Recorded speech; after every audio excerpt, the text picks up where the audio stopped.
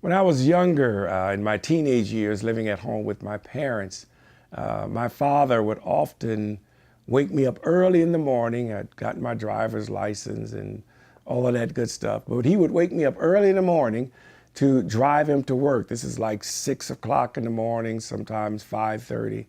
But he would wake me up, Dennis, come take me to work.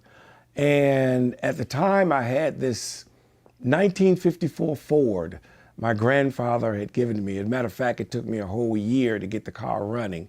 But he woke me up, take him to work.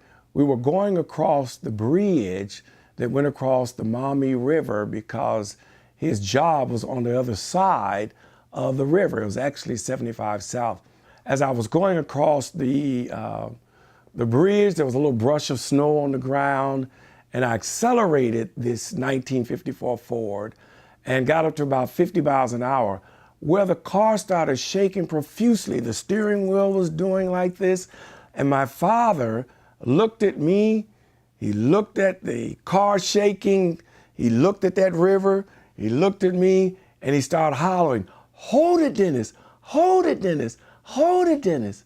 Of course, that was the first time I ever saw my father, frightened, because he was this tough guy. But anyway, we got him to work.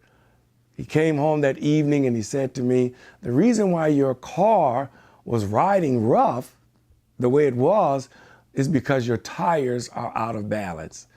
And so he said, "You need to get your tires balanced." Well, if you have a car, you know anything about your tires, you really can't enjoy a smooth ride in an automobile if your tires are not balanced. It causes the ride to be rough.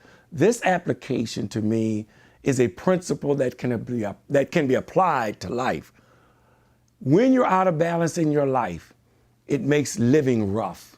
Not only does it make it rough for you, it makes it difficult and rough for people in your circle. It could be your family, it could be your partner, it could be your spouse, it could be your friends.